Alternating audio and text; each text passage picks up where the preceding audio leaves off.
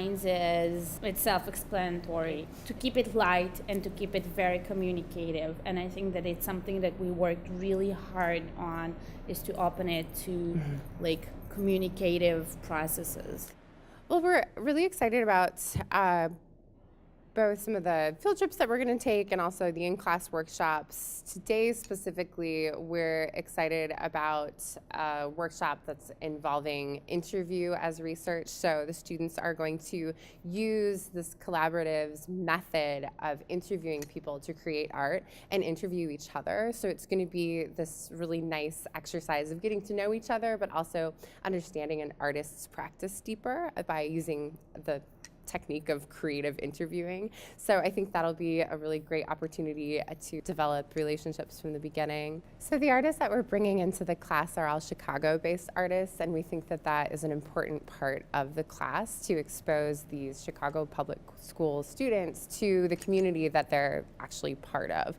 And a couple of things that we considered when we were choosing the artists were that they had a really diverse background and they all came from different places and they're studying different things and working in different ways. So we wanted the class and the artists that we're working with to be a reflection of the broader community of CPS as well.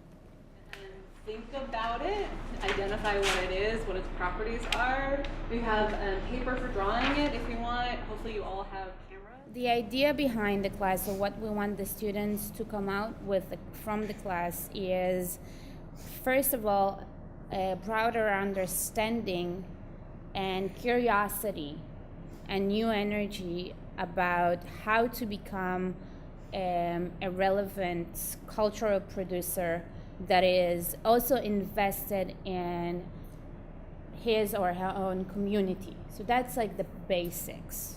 And the last thing I think that we wanted to include as a continuation for high school kids that are not necessarily thinking about practices of curatorial, performative practices, writing-based practices, all what is not the classic material art production, to include them in the conversation and for them to consider these venues as possible careers for them from an early age.